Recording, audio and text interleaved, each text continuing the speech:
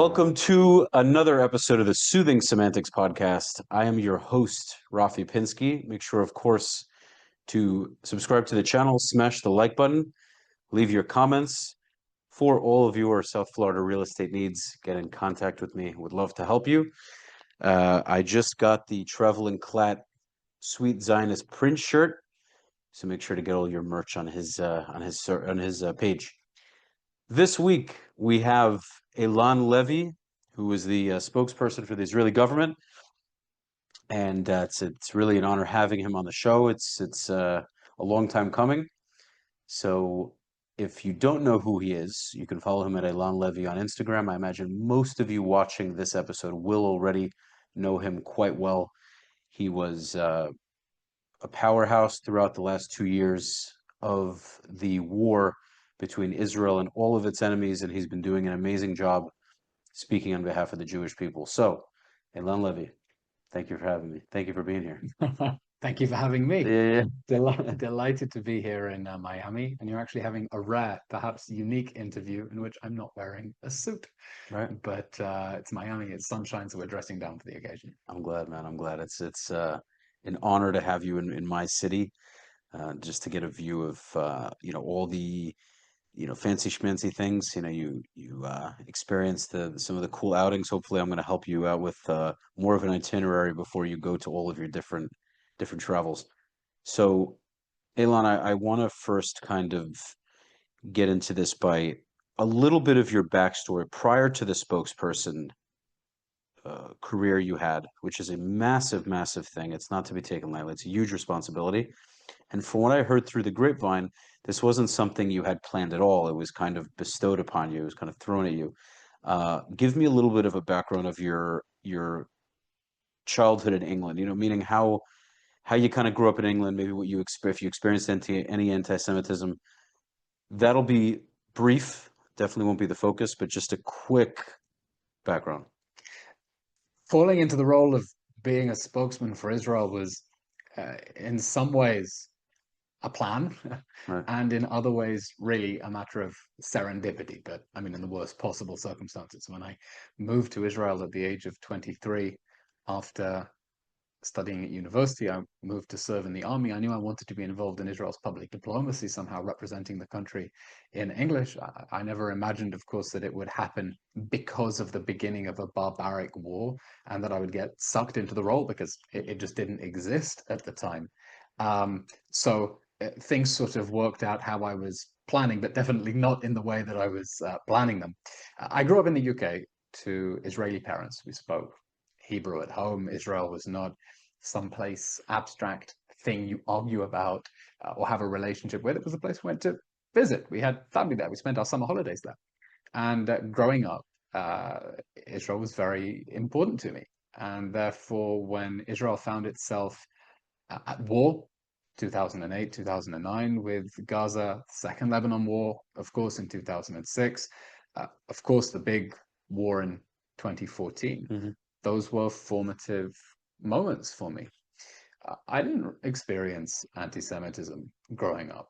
It wasn't a thing, but thinking about how lucky I was back then tells me how much things have changed in the time that I haven't been there. Right.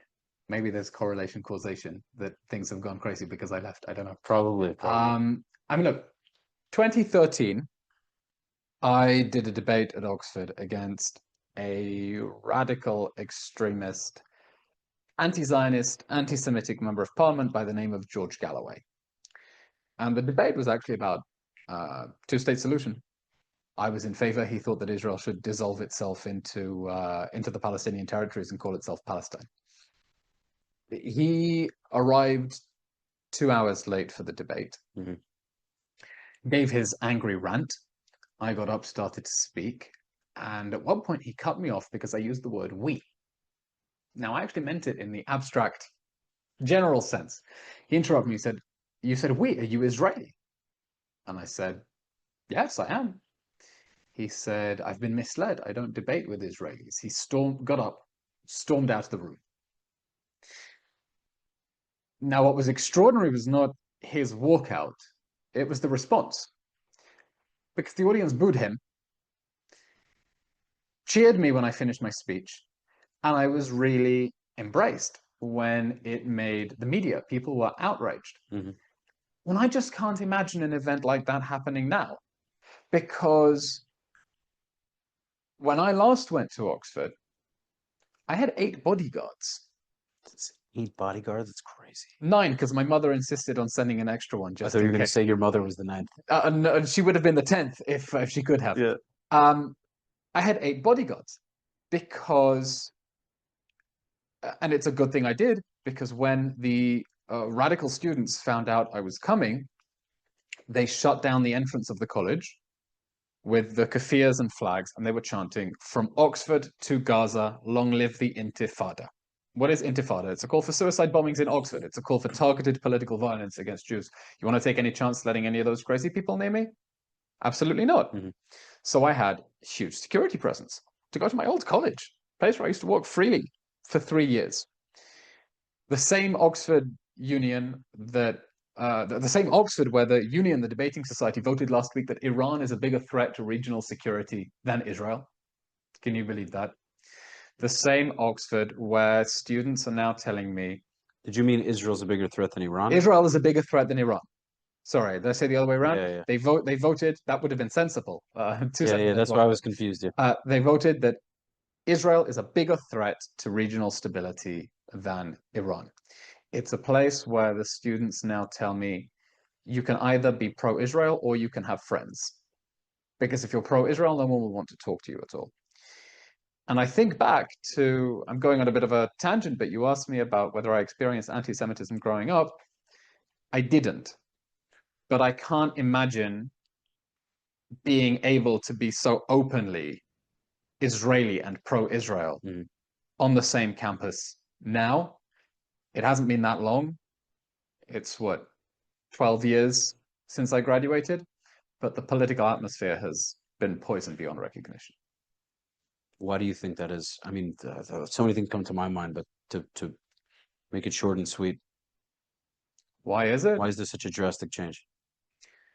These were long-term undercurrents, and the other side has been very good at fighting a long-term campaign. You dismiss Apartheid Week, BDS, but drip, drip, it begins to form the political consciousness of a generation. Look, when the motion came up at the student union to boycott Israel, the Jewish community mobilized, and we defeated it by a margin of 7-1. 7-1. Couldn't happen nowadays. And when it happened, I spoke with the girl who was organizing it. We'd actually been at high school together. And I said, "Why are you doing this? You don't care about Israel. Just drop the motion." And she said, "I'm left-wing. It's what we do." For her, it was just part of the package of climate change, LGBT rights. Trans issue wasn't such a big deal back then, but just part of the package of being left-wing is you're anti-Israel. And that has just become solidified as part of that basket. That as part of the movement where you want to tear down these institutions, you want to tear down the West, you want to tear down Israel and bring Jews down with them as well. So it's been a long-term trend of indoctrination. When I was in Cambridge, 2013, in our first lecture on Middle Eastern studies, the professor said that Israel was a settler colonial state. I was shocked. I should have pushed back. But I was shocked. It was the first time I'd heard it coming from a professor, Jewish, by the way. Jewish professor. Oh, yeah. Yeah, it's not that surprising. I don't even know why I'm asking. But when this is what people have been taught, and then the people who were taught that are now the young professors themselves, right. The political atmosphere has been really poisoned. And it's very sad. I really feel for the Jewish students who are on campus now, because they know that they have a fight. You cannot be a Jewish student on campus and just keep your head down and study, get straight A's, spring break, get drunk, get laid, whatever it is college students do. Jewish students have a mission now. They have a mission. They have to speak up, and they need to stick their necks out. Because if they don't, then these institutions are going to become completely inhospitable to them. Right. They're going to eat them. They're going to eat them alive. Yes. So taking that attitude. And by the way, it's the left-wing anti-Zionist Jewish radicals we're going to get eaten alive first. Oh, without a doubt. Go into that for me. The revolution will come to the Jewish anti-Zionists first, because they will never be extreme enough for the extremists. When you get sucked into this doom cycle of making extreme statements, you just have to become more and more and more extreme and more outraged in order to justify it. I've seen how Nadine Kaswami, what's her name from Nadine Kaswami, from SJP, In Our Lifetime, whatever, one of the, yeah. or turning on Peter Beinart And Jacob Berger, also and just slandering them. Be more extreme. Say, if you're here, we will take you here, and then we will take you here and here and here and here. There is never enough you can do. There's no. never enough you can do.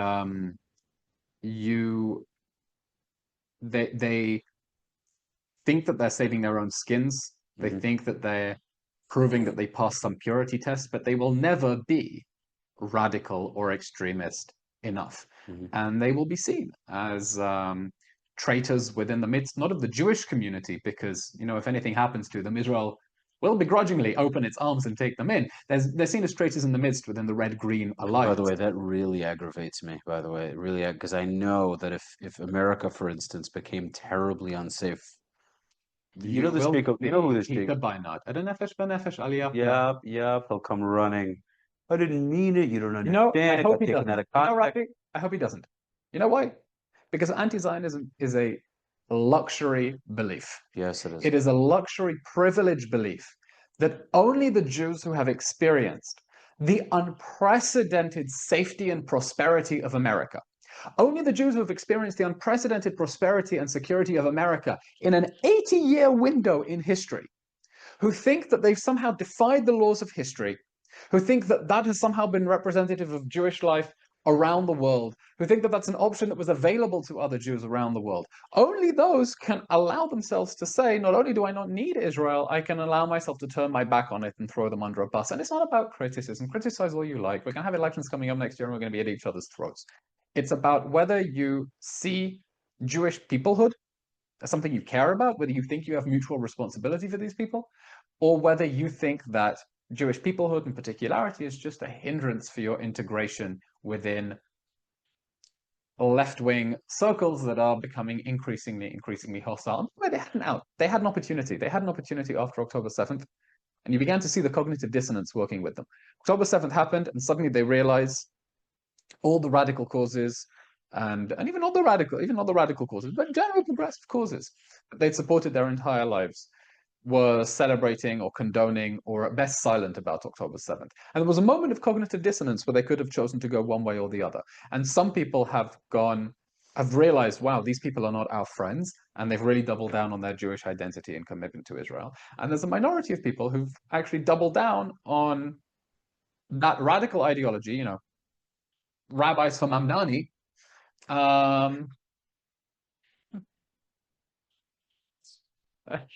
you know, turkeys for Christmas is such a cliched, it's such a cliched joke.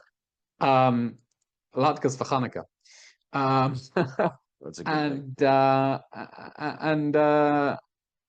and they could have gone one way and they went another, and it's a terrible mistake, and a mistake that can only be done from a place of immense privilege, where you are so confident in your future, and so confident in that your future belongs in being part of some alliance against the system, that you can allow yourself to throw most of the Jewish world under a bus. Well, to be very frank with you, it's another name for a cat. It starts with a P. What? A cat.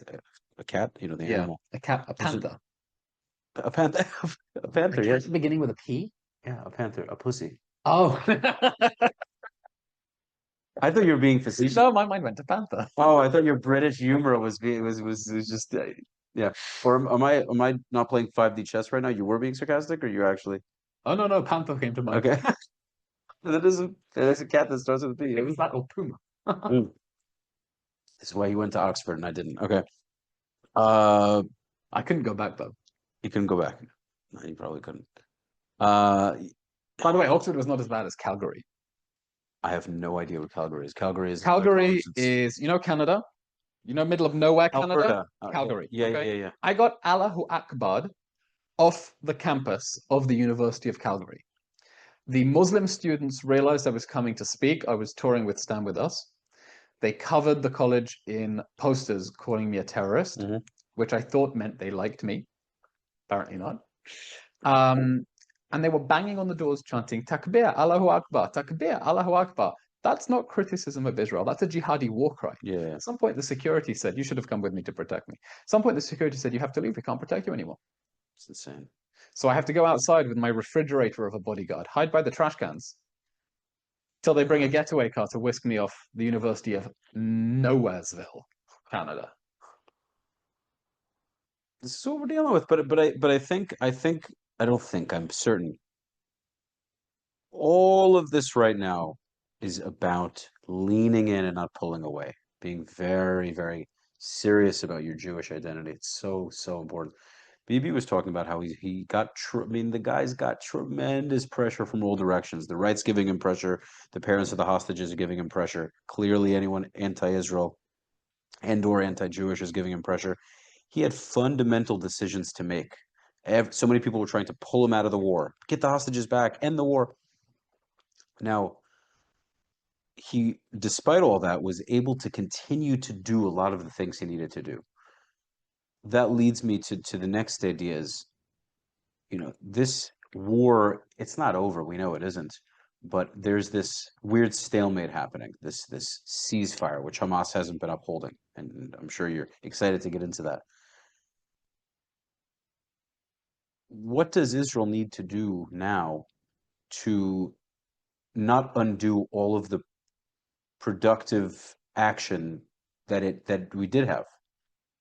How do we not make sure that we don't end up at square one again, where Hamas, Islamic Jihad, or ABC terrorism can go and kidnap another few hundred Israelis and commit another October 7th?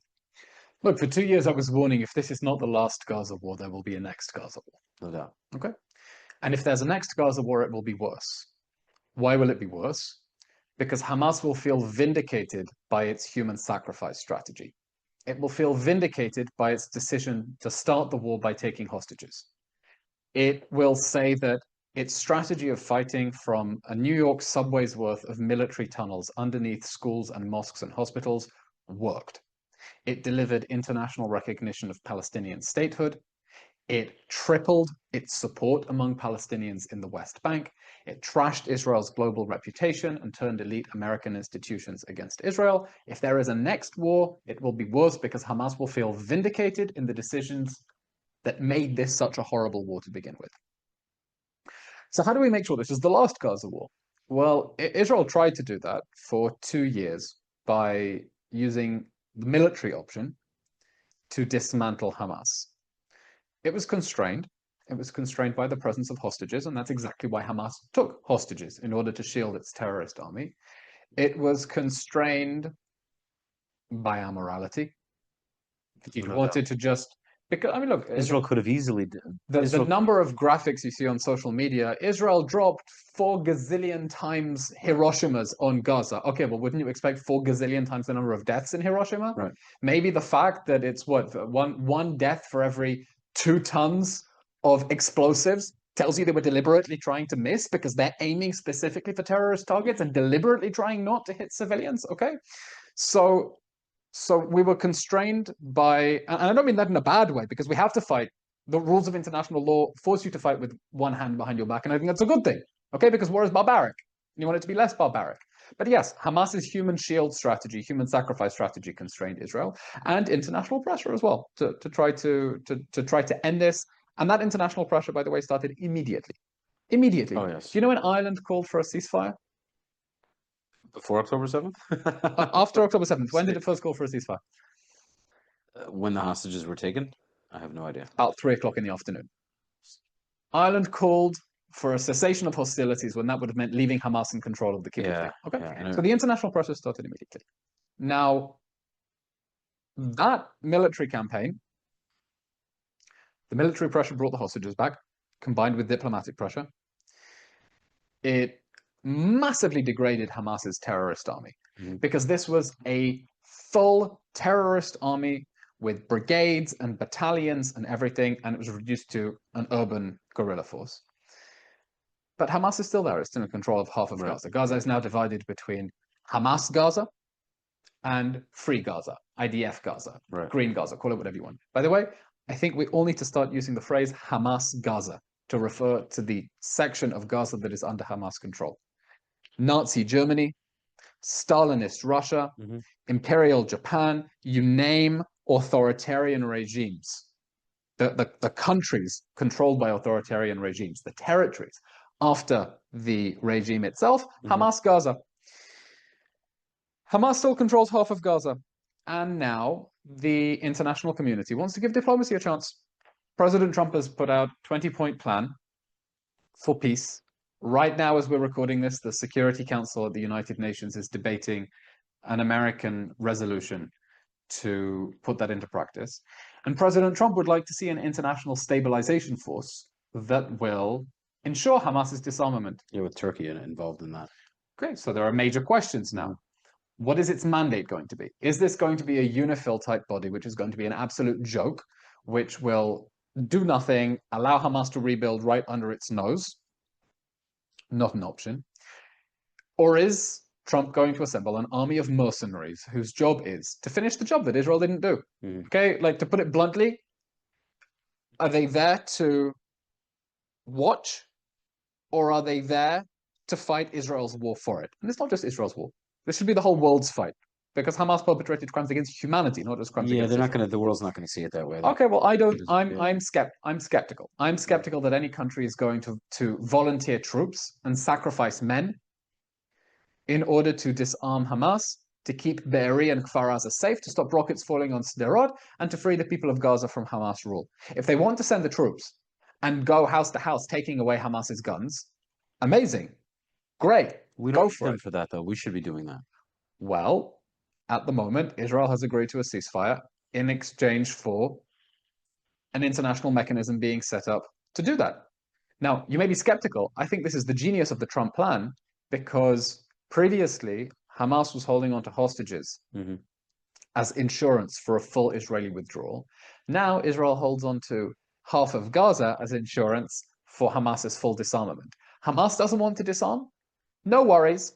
You can continue to control a rump jihadi state, which is a pile of rubble, and not a single cent must go in for reconstruction. You can sit there and you can be lords over piles of rubble, and reconstruction can begin peacefully in the areas liberated from Hamas control by people who want to live in peace. I never saw it that way. I never put it into that perspective. That's actually very interesting. Now, that also forces, let's be very frank here, that forces a lot of Gazans to leave.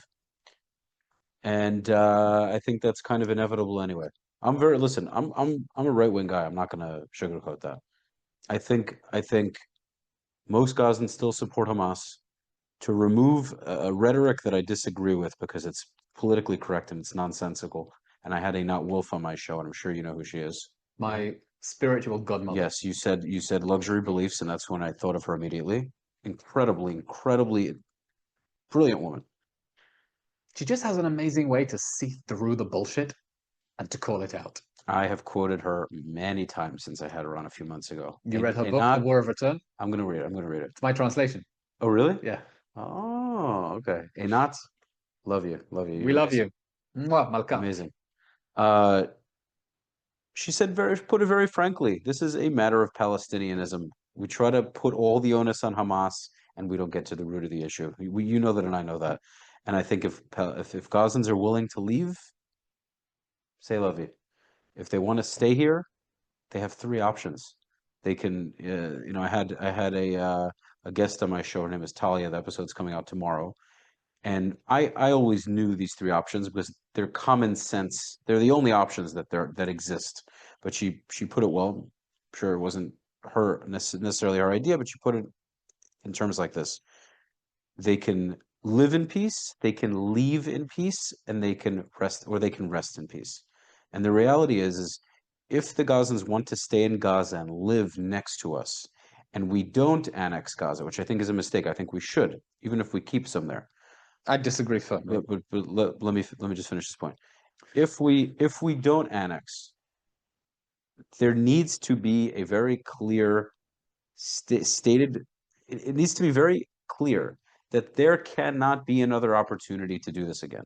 And I don't believe there should be another force. I'm very opposed to this international force. They don't have skin in the game. I don't think they're incentivized. They don't have this morale and this real necessity, the same way Israeli soldiers do, to go in there and make sure that they're not a threat anymore. You put Turks in there, you put Saudi soldiers, American soldiers, they're just looking for a paycheck. Do they really care about the cause? I mean, they give two shits, to be honest with you. No, and their governments are not going to tolerate. Their governments are not going to tolerate dead soldiers to try to disarm Hamas, and Hamas is not going to disarm willingly.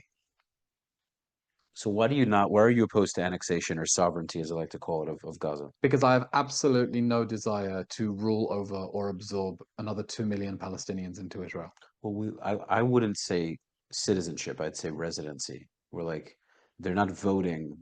They have tribal leaders. The Emirates plan, Dr. Kedar, Mordechai Kedar, proposed this. At the end of the day, it's either that or we expel all of them. So if they're going to stay there, No, I don't agree. Look, if half of the Palestinians in Gaza still think October 7th was a good idea, I absolutely do not want them having residence. But I also don't want them right on that border. How do we get? They're also right on that I don't want them moving beyond the border. Right. Your idea for residence means what? You can just drive freely from Gaza to Tel Aviv? No. Right. Not going to happen. Right. No. Right. These people whose goal with the October 7th war was to conquer and settle Israel should not be allowed to do that. We are not going to absorb 2 million hostile immigrants into Israel. What needs to happen is that Gaza must be de-radicalized as Nazi Germany was denazified. Right. That means the international community needs to understand the root cause of the conflict and what is exacerbating it. And they don't. I'll explain. The root cause of the conflict is that Israel wants to exist and the Palestinians don't want it to exist. This isn't about a border dispute, it's about from the river to the sea. As long as the Palestinians' vision is that Israel is an illegitimate white settler apartheid colonial state, as you get taught on university campuses, then they are never going to reconcile themselves with a deal that includes partition, and I don't think there are lines of partition that would be remotely acceptable for Israel. No. We can discuss that at different But I also want to say that in my opinion, this is much more of a religious war when we really peel all the layers back. Oh, absolutely. That's where all the issues stem from. And then, so you get to the idea that's the root cause of the conflict, and it goes back. We can quote a nut quoting the British Foreign Secretary Ernest Bevin after the Second World War, in explaining why the British government was handing the mandate for Palestine to the United Nations. And he said His Majesty's government is faced with an irreconcilable disagreement. The Jews want to have a state on part of the land, and the Arabs want them to have a state on none of it. And I don't think that has changed. Now, Palestinians will often trot out, well, look, this poll says Palestinians want a two-state solution. They've expressed a willingness. Even the contours of the two-state solution the Palestinians talk about, they expect there to be two states, one Palestinian state and another with an unrestricted right of Palestinian immigration into Israel. Now, that's not two states. That's two Arab states, and then they'll merge and just call themselves Palestine. That is not a two-state solution. Now, instead of the world helping the Palestinians make their peace with a painful past and desire to move on, they are exacerbating the illusion that Israel is a temporary entity that will one day disappear. Why? Because UNRWA tells Palestinians that Gaza is not their home, that they have a right to live in Israel, and Gaza is just a temporary way station where they get to enjoy free healthcare at the expense of the European taxpayer until they get to move to Israel. Right. Of course, that encourages terrorism. I had a meeting a few months ago with in the European Union, meeting a number of diplomats, and I met the diplomat in charge of the Gaza reconstruction file. And I said, you are not going to rebuild Gaza permanently if you take money from one pocket to rebuild houses and with another pocket to tell people that those houses are actually refugee camps and they're not their permanent homes. Because, of course, they're going to see them as launch pads for more attacks against Israel. And then you're going to have more rockets being fired from inside civilian areas and the same tunnel shafts that turn the whole of Gaza into one big integrated militarized battlefield. Right. So UNRWA has to go, not 100%. just cut off from providing aid into Gaza, not just cut off from providing education, because nearly every terrorist who entered Israel on October 7th was a graduate of an UNRWA school. Yeah, it's crazy. Okay? Yeah. It has to go. The United States should be pushing for its mandate to be terminated. And European governments need to stop funding this because they are condemning us to further war. It has to end. Peace is only going to come when the Palestinians accept that Israel is there for good. It's not going anywhere, and you've got to make your peace with it. And the best you'll have is something next to it. Right. But not instead of it. But Eylon, what I'm going to say is we, the Jewish people, we are largely to blame for actually believing that this was ever a reality, meaning we kept saying, this is a talking point in the pro-Israel space so many times, well, we offered two states and they rejected it. The fact that we ever thought that it was a reality shows how little we understand about the conflict in ourselves, this delusion that they ever wanted that. When they've said over and over and over from every single quote-unquote Palestinian leader that's ever been in their seat, they never wanted that. They've been clear about that. They've tried to bullshit us because we've been so, with Oslo, Yasser Arafat, Mahmoud Abbas, all these nonsensical things. They don't like us. They're not friends of ours. And we offered two states and they said no. It shows we want peace and they don't. Stupid. We should have known from the beginning it wasn't going to work. What I also want to say is I'm not sure. That's a lot of wisdom in hindsight. Why do you say that? We had so many. After the first, how many times you have to keep trying the same thing before you realize we tried too many times? Well, if we try this border and maybe we cut it this way, we try it that way. Look, it's Islam. Eylon, it's Islam versus Judaism. No, I don't think it is. Okay. I don't agree. I don't agree at all. The reason that there was a large camp in Israel pushing a two-state solution. Yeah. By the way, I think we need to stop calling it a two-state solution because it's not a solution. Because it assumes that it's a solution. Right. Okay. People say, why don't you support the two-state solution? Because I don't think it's a solution anymore. Right. And I say this as someone who used to be very pro two-state solution. Okay. But it was intended to solve some very serious problems. Mm-hmm. Three very serious problems. One, the fact that Israel maintains a military regime over civilians who do not want to be under its control. Call it an occupation, don't call it an occupation, I don't care. Israel runs a military regime over millions of people who don't want to be under its control. Right. That's not good, it's not liberal, it's not free, it's not democratic, and it's not desirable. Okay? Absolutely not. I agree with you. The second is the desire to maintain a Jewish and democratic state. Mm-hmm. And you can only have a Jewish and democratic state if it has a stable, unassailable Jewish majority. And Amos Oz said, either you have one state or two states. If it's one state, then it'll be an Arab state. And if it's an Arab state, it's not Israel. And so it was intended to protect Israel's democracy. And three, it was intended to end conflict. Right. And end the conflict by saying, you want the whole land. So do we. We want the whole land as well. Right. But we'll make bold concessions, even though it's not what we want. You'll make bold concessions, even though it isn't what you want. And we'll meet somewhere in the middle. They're not going to do that. No, and I don't think they're going to do it because they feel that the tailwind is behind them. When they feel that they have growing intellectual movement in the West that is saying that Israel is illegitimate and it shouldn't exist at all, you need to bring the Palestinians to a position where they have to think that time is not on their side and therefore they have to sue for peace. But pressure on Israel and a failure to engage with the root causes of the conflict, a failure to engage with why people celebrated October 7th, why support for Hamas tripled in the West Bank after October 7th. A failure to engage with that is only going to reinforce the dynamics that perpetuate this conflict rather than solve it. Okay. No, I fully agree with you. I fully agree with you. And meaning in the sense where as long as the Palestinians and the Arab anti-Israel consensus is Israel shouldn't exist, we stole their land, etc., they're going to continue to garner support. But when I say it's a religious war, and I think this is the root of the issue, is because fundamentally, we have Al-Aqsa Mosque when Israel in 1948 didn't conquer Jerusalem to the extent that, and I'm going to tell it like it is.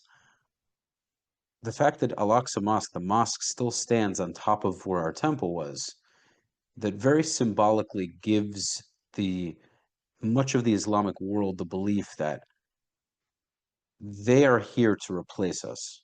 It's age-old replacement theology. The Jews were chosen. The Muslims are now the new chosens. It is commandment for them to claim this land. The Jews of 1948, of the early 1900s, came and settled here. They put this Islamic caliphate at risk, and now they have a duty to reclaim it again. Their honor, Arab honor, was largely tarnished and damaged, and they are on a spiritual mission to take it from us. And first of all, I'm not a very religious person, but Torah would probably be in line with a bunch of these ideas. But I think from So you're saying what should have happened? What should have happened when in 1948? Or 67? I believe if we didn't destroy it, to at least have complete control, to not have Jordan and some other country deciding what we do on the holiest. The Temple of Jerusalem is the cornerstone. It is the entire Judaism. That is, now we don't use it. We were in the diaspora. There, the religious, but symbolically, when the Muslim world sees that we don't even have control over our holiest site. But I just want to finish. I'll be very quick with this. Let me quickly run through this. If we're not taking control of Gaza and Judea and Samaria, I think symbolically the Muslims are saying the Jews are not being who they're supposed to be. They're not in line with what they're supposed to be doing. Clearly, we are right. Clearly, our message and our mission is good. We just need to be patient, right? The Hudaybiyah, all these ideas. As long as we're patient and we keep fighting the good fight, we'll eventually overtake them. They'll get exhausted. They'll get tired. They don't have the same desire, the same godly desire we have. It's only a matter of time until we overtake them. The moment that the Jewish world, whether secular, left, right, whatever, as long as once we can meet them where they are and see this for what it really is, which is a lot more spiritual than some land dispute, then they'll start to look at us and say, wait a minute, this isn't going to be as easy as we thought it was. They're not giving us that. We can't take a mile because they're not giving us an inch anymore. But we kept giving them an inch and another inch and another inch and another inch. I agree and I disagree with you. First of all, you're right that the world overlooks the problem of Muslim supersessionism. Mm-hmm. They've never had a Vatican II on the Muslim side. They've never really theologically made their peace with a Jewish state in the land of Israel in the way that Christians have to some extent. It's complicated. Let's not talk about that now. The world ignores the level of religious fanaticism and the religious ideology of the conflict. Completely agree with you. Would it have been a good idea to blow up the Dome of the Rock in 1967? No, it would have been a disaster. It would have been an absolute terrible idea. It would have been a crime against heritage and archaeology and conquest and Muslim world. Look, Israel has been a very generous conqueror. This isn't Turkey that after the Turks took Hagia Sophia, shut it down as a church, turned it into a museum, and now it's a real mosque. In retrospect, although I'm such a okay, yeah. Glad we didn't do that.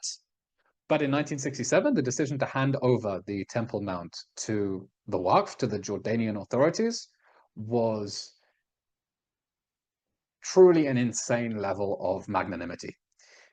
The fact that Israel did not impose a similar arrangement to the Cave of the Patriarchs in Hebron where it's a shared space, and to say, okay, look, it's a huge plaza. We support freedom of religious worship. Keep praying, keep doing your thing. But here's a corner where Jews can pray as well. I think that's something that should have happened in 1967, and it's one of history's big I'm what all ifs. for all, by the way, in an ideal world. But I'm for I all want to get back. But I want to get to the main point. I don't want this to be a religious war. Okay, I don't want this to be a religious war, and I don't think it is or it needs to. Are there people who are waging war against us in the name of religion? Absolutely yes. But at the same time, I can tell you stories about journeys I've had with Arab taxi drivers in Israel who see and understand the situation much better than any analyst on Western campus. I got into, tell you a story, I got in a cab once after an interview in Channel 12, just outside Jerusalem. Driver pulls up, asks, how are you? Normally I say, Baruch Hashem. It was an Arab driver, so I just said, Ekol Beseder. How are you? He says, Baruch Hashem. Okay, something's odd. He asked me, what's up? I said, it's terrible, the war. How are you? He says, you're telling me the war is terrible? I was at the Nova Festival. Wow. I saved 2 girls from the Nova Festival. I was their taxi driver. I pulled them in the car. I see the paragliders coming overhead. My hands are shaking. And he said, if Allah takes me tomorrow, I will die knowing that I saved 2 girls at the Nova Festival. An Arab East Jerusalem Muslim taxi driver. And I have so many stories like that. Sure. The biggest, most convincing evidence that this is not a religious war, this is not Islam against Judaism, is the fact that the Arabs in Israel did not rise up in support of Hamas on October 7th, because there is a genuine desire for coexistence and to get ahead, and they look around what's happening in the region and they just want to have good lives for themselves. Are there forces who are trying to drag them in a more extreme direction? Absolutely not. We ignore that at our peril. But when you have Arabs in Israel who are trying to integrate into Israeli society, and you have Indonesia and Saudi Arabia and other Arab and other Muslim countries looking to increase their ties with Israel. Those are the positive dynamics we need to be. But let me, so that we can strip the religious dimension out as much as possible. I have a very good. I hear what you're saying, and it's beautifully said. There's a lot of logic behind it. The key, the caveat to the religious war idea, I don't think it's subjective. I think it's objectively what that is. What I always say afterward is it's up to the Muslim world, and there's also Jewish religious extremists. It's up to all people to have a level of balance, to say, we're Muslim, we honor that we're Muslim. We're Jewish, we honor that we're Jewish. We want to coexist. But there has to be a reformation, or like you have reforming of any extremist idea. The Islamic world fundamentally is lagging far behind the Jewish and Christian world. It needs to have its renaissance. It needs to reform. There are countries like Saudi Arabia which are doing that. The Palestinian people in general, and I give credence to the fact that it's a weird thing to say, but the Arab Muslim people, they have an opportunity to reform, to say, we're Muslim, we don't believe in taking over. We're happy to coexist with you in Israel. The Jews rule the country. Fine. Give me my respect. Let me practice my religion freely. Give me my freedoms, which we do. Which Israel. This goes back to the question of what will happen with Gaza. There is a battle happening within the Muslim world between the Muslim Brotherhood axis of Turkey, Qatar, and between the moderate Gulf axis of Saudi Arabia and UAE, which have modernized in ways that a generation ago would have been completely unthinkable. Just look at the way the young people are walking around Saudi Arabia, the concerts, the gigs, the culture, the way that the Saudi Arab playboys, they used to have to do it behind closed doors. Now, like, everyone can be a Saudi playboy, right? They're modernizing, and the question is, well, who is going to have that influence among Palestinian society? It's not something we can control, but Qatar is doing a great job with Al Jazeera, and the Turks are definitely trying to expand their cultural influence. And within the Muslim world, it is definitely a fault line between them and between others who are embracing a more moderate and pragmatic. I think I love what you're saying, and I agree. I think, but this also, those are the moderates. The whole Palestinian idea, and you know that, I'm sure you, excuse me, you would agree, because this is what Einat Wolf says. The Palestinians in general, as a people, the whole concept of them is just to essentially, other groups that don't want to fight us, can throw the Palestinians into the fire to force us not to have a state, to be a thorn in our side. And the millions of Muslims around the world that are not reformed, okay, because let's be frank here, Qatar is not a friend of ours, not at the current moment. No, Qatar is an enemy state. 100%. The fact that, and it really blows my mind that America has army bases in Qatar, calls it an ally, and they're funding it just makes you really question whether America has certain interests. You know, they're funding Qatar is funding all these terrorist groups, but then they have American army bases. So American soldiers, Israeli soldiers have to fight against $100 billion spent in buying influence in the United States has gone a long way. Yeah, but the United States is providing money and weapons to Israel to fight those same people Qatar are funding. It's just a big chess game. It's like a big joke. Is there a question though? And then this isn't an epiphany. This is something very sad and very real. But that's why I say that leads me into the next point I'd like to make. It is time for Israel to get off of America's booby. It's enough. It's enough already. I'm not saying it's simple. I know I make it sound very simple.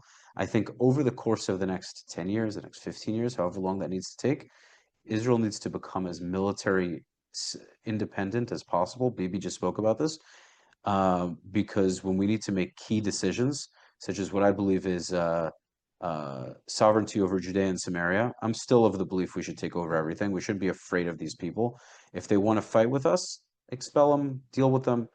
But when Trump says, still prefer to avoid a war of Gog and Magog. When Trump says you are not going to do the thing that you believe you need to do because I have certain agreements with Arab countries who hate us, that lights a huge bell in my head, a huge red light in my head that says we're getting $3 billion a year, even if it's 30 billion, however much we got in the last 2 years, but we have to forfeit when we're at crunch time. We have to put the ball down. Look, let's break a few things down. Yeah.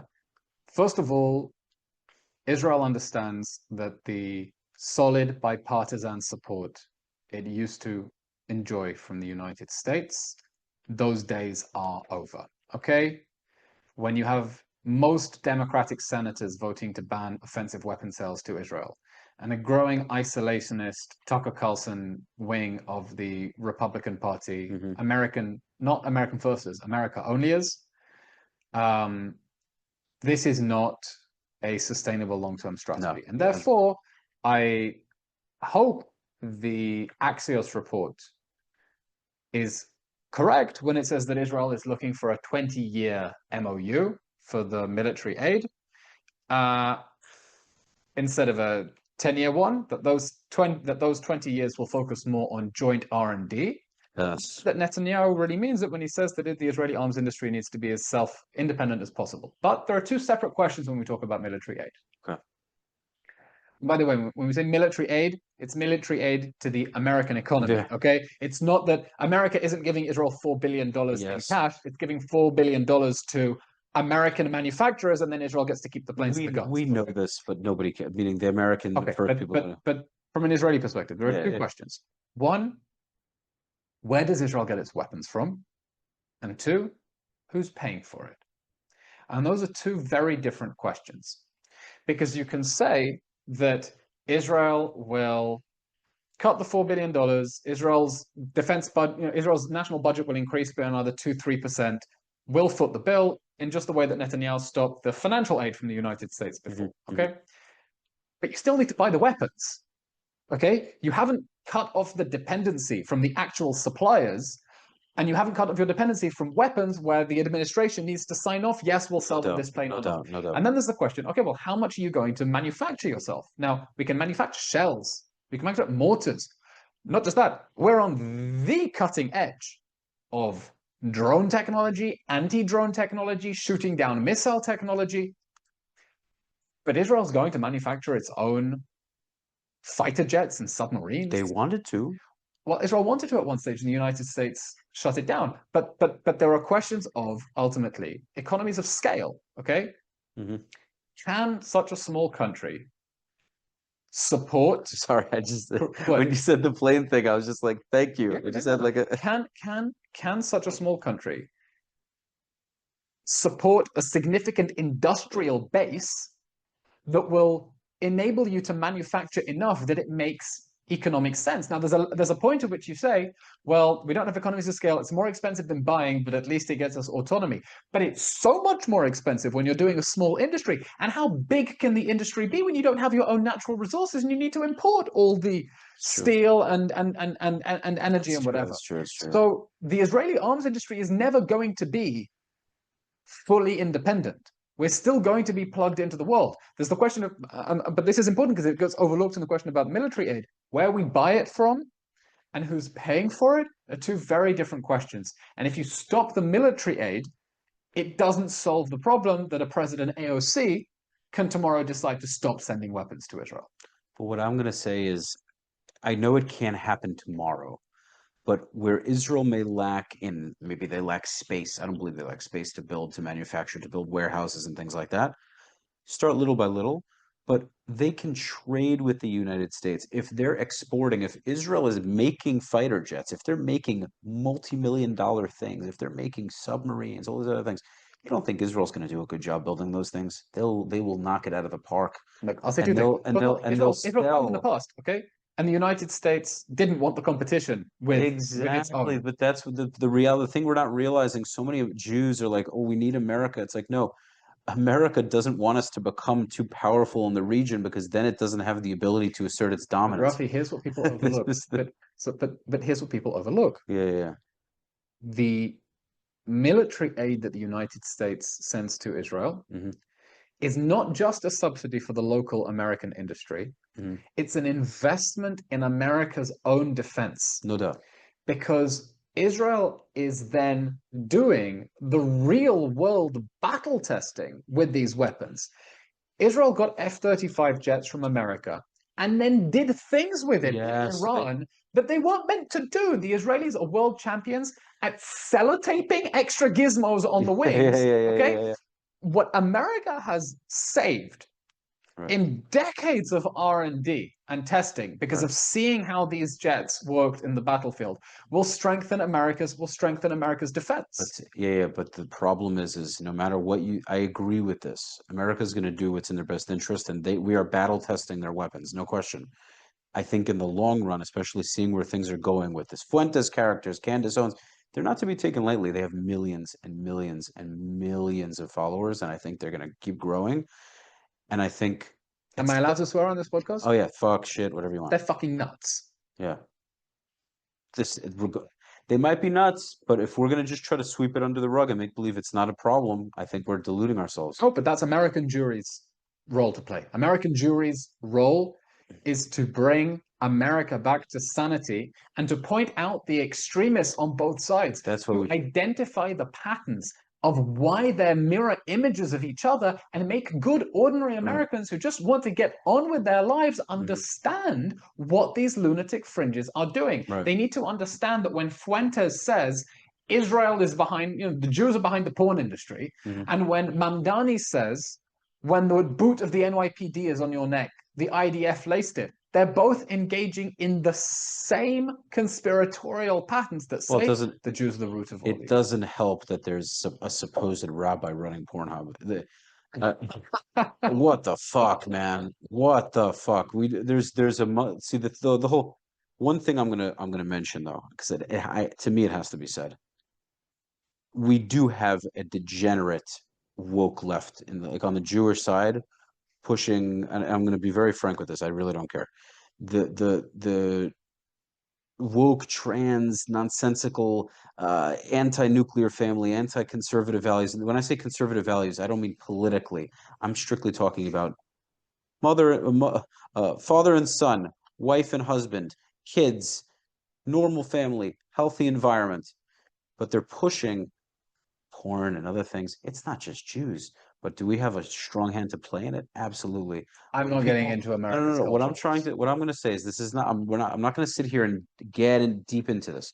What I am saying is, if somebody like Candace Owens or Nick Fuentes, I don't have to like them, but if they say something and there's some truth to it, I'm not going to just cancel everything out because I don't like them. And I also believe No, but you that need to understand. No, but you need to understand exactly what they're doing, because there are, of course, there are people from all religions and races engaged in all sorts of weird, shady professions. no, but we have We live in a messy world. yeah. But when you engage in a tactic of saying the Jews are at the root of everything that is wrong Oh, of with our course they're culture, not. and but this is what's I happening. know, I know, This is no, what but it. This that's is what. But we have to confront. See, the thing is so many Jews now, like I believe Mark Levine and some, and I'm just throwing one name, but there's a bunch.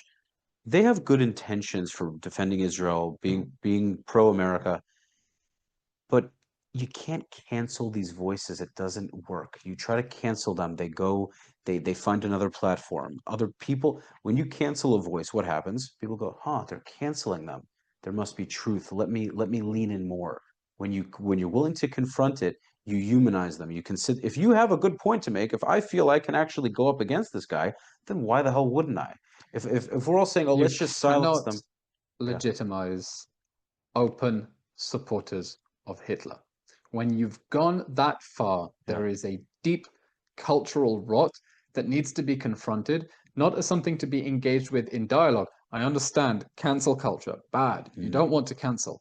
But there is also definitely Mhm. an importance in saying there are toxic, poisonous values that have brought democracies down before, and they need to be kept at an arm's length and pushed back on, No doubt. not accommodated. But I don't see that as accommodation. Just me debating, me having a conversation. We live in what am I going to do? Kill the guy?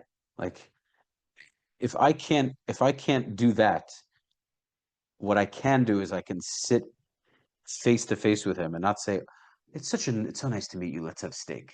No, I I don't think see you him need as to. my enemy. I don't think you need to. I can I don't think see you him need to as my legitimize enemy, and people who are trying to libel you into extinction. I think I don't see it that way. I think it's standing up to them because at No, the it's end not of the standing day, up to them. These people are grifters. These people are grifters, and they thrive on the attention. They thrive on the attention. They thrive on picking you, and they're stuck in a doom cycle of having to make increasingly extreme conspiracy theories in order to grab but people's if attention. but the problem, as much as that might be true, what happens if that doesn't just disappear? Meaning, how do we resolve that? Does it just go away? Do Because we? you try to engage with their audiences rather than engaging the people who are purveying the poison. You try to deal with the people who are susceptible to their poison, who are lapping up their snake oil, Mm, and you give them a better, more positive vision grounded in a clear articulation of your values. You don't take the snake oil salesman who right. is spreading poison and treat him as a legitimate interlocutor. It's just that he has such a big, you know what I mean? Like, Okay, I think because the even American if you, right has been late to wake up to its Groiper problem. right, Because Tucker Carlson has been dealt with kid gloves. what I'm just thinking, man, is that it's if I can confront the actual head of the snake, his followers are all going to be listening to him. That's a lot more efficient and straight to the point No, than they're me. not, because you're going to fit within the exact mental patterns they already have. Look, I don't do Piers Morgan debates. I don't see a reason to have an anti-Semite from the left screaming at me and an anti-Semite from the right. I Right. don't want to be stuck between what Mehdi Hassan and Dan Bilzerian and Cenk Uygur screaming at me from one direction and Candace Owens from another. The Jewish people have suffered enough. What did I do to deserve that? And I think the problem with Piers's form of Well, Piers gladiatorial doesn't give it. Piers entertainment. doesn't give a shit. No, he doesn't give a flying fuck, Piers doesn't give a but shit. he's very successfully monetized Yeah. Jew baiting. Right. Okay, and then expressing shock when people express It's sorry, it's like when Tucker Dan Carlson does the Bilzerian, same thing. Dan Bilzerian, Candace Owens, the whole lot of anti-Semitic conspiratorial grifters should not be given a platform. That's not the same as canceling them. It's not the same as saying take away their microphone. It's saying stop giving them oxygen legitimacy. because you're making them bigger. Right. The fans lap it up. Right. They love it. So how do you get to the people watch? Because at the end of the day, I see it like this. My grandmother, she passed about a month and a half ago. She was my mom essentially, and she said the Jews of Nazi Germany, many of them pulled wool over their eyes. They weren't willing to accept what was going on. And we hear this all the time. You know, our Holocaust survivors talk about it. Our parents may have spoken about it. And the never again notion is all about that, not being naive to what might happen, not wearing rose-colored glasses. So what do we do to not find ourselves in a situation where I live in Miami and it's great and it's peaceful and everything seems so blissful? But I can't be naive to the possibility that could change in 5, 10, 15, 20 years. How does the Jewish world, doesn't matter if you're in the diaspora, you're in Israel, how do we stop that? How do we put a dam in front of it so it doesn't, more than a dam, because a dam just stops it. How do we push back and change the narrative? Look, first I'll say I hear and I feel the frustration and the sadness in the question, Hmm. because this wasn't meant to happen in America. America was meant to have broken and defied the rules of Jewish history. It was meant to be different. Hmm. Yes, Spain before the Inquisition, the Jews had made it. Yes, the Jews in Weimar Germany, they'd made it, but that was temporary. Here in America, it's for good. And now we're realizing it's not for good. And I'm not saying that the fate of American Jewry is going to be the same as Weimar Germany or Inquisition. I'm just saying that the idea that the Golden Age was going to last forever um, was always a fantasy. And we're late to wake up to it.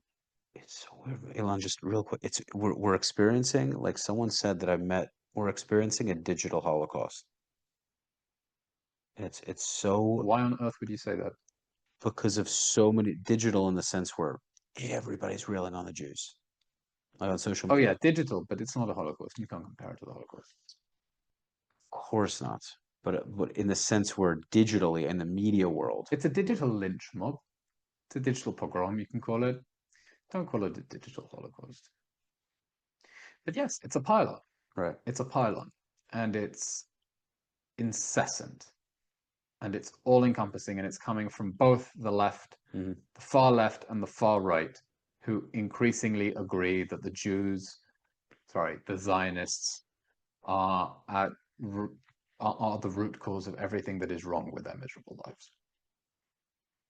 How do you fight against it? I don't pretend to have the answers. I think most people are not aware, though, of the problem. And maybe that's where we have to start. Making people aware of the problem, helping them identify what is so problematic about these fringes, how weird it is that they seem to agree with their conspiracies about the Jews, and showing how this is a poison that will continue to spread and contaminate America and be bad for America. Hmm. There's no country that has ever turned on its Jews. No country that's ever made anti-Zionism an explicit state policy that has ever remained prosperous. No, they It all just end up doesn't happen. losing. They all end up losing in the long run if America They became end a up devouring themselves. 100%. It's an autoimmune disease. Do you think? Do you So if you think? don't have, if we're sticking with the medical analogy, then if we don't have cure for the disease, at least help people understand the prognosis. I hear you. So, but do you think that there are things that we need to work on? Meaning, not as a Jewish. It's a weird question, but I mean, do you think that there are certain things that maybe the Jewish community could do better? Or is that a silly question to you? Like, for I mean, example, obviously, people. yes, but just be more specific. Okay, culturally, we do things well. You know, I mean, we raise great families, we have safe communities. You know,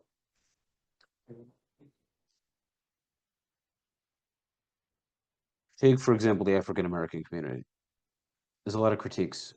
A lot of them have single father households. Do you think that there are elements of Jewish culture that need reforming, changing, fixing, repairing, etc.? Do you think there's anything that we lack, anything we don't do, we should do differently, do better, whether In the American politically? Jewish community, I'm deeply concerned about the anti-Zionist fringes. I'm concerned about the anti-Zionist fringes, and I'm concerned about the people who don't understand why that is problematic. I'm concerned that any Jew voted for Mamdani. I'm concerned about the people who think that their ticket to integration in American society is to turn their backs on the rest of the Jewish world and to join the war that's been declared on the mainstream American Jewish world. I think something has gone fundamentally broken with their education and upbringing. The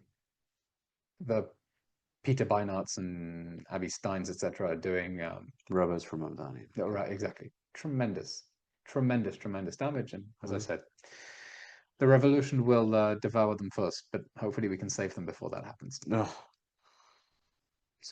I know I would be the one to do it, but there would be such a reluctance, let me tell you. No, I would do it, but at the same time, I would sit there and be like, listen, I'm going to save your life, but I'm going to lecture you for 10 years after, so you better be ready for that. All right. Eylon, are there any finishing thoughts? Anything you wanted to dive into? Any closing ideas? No.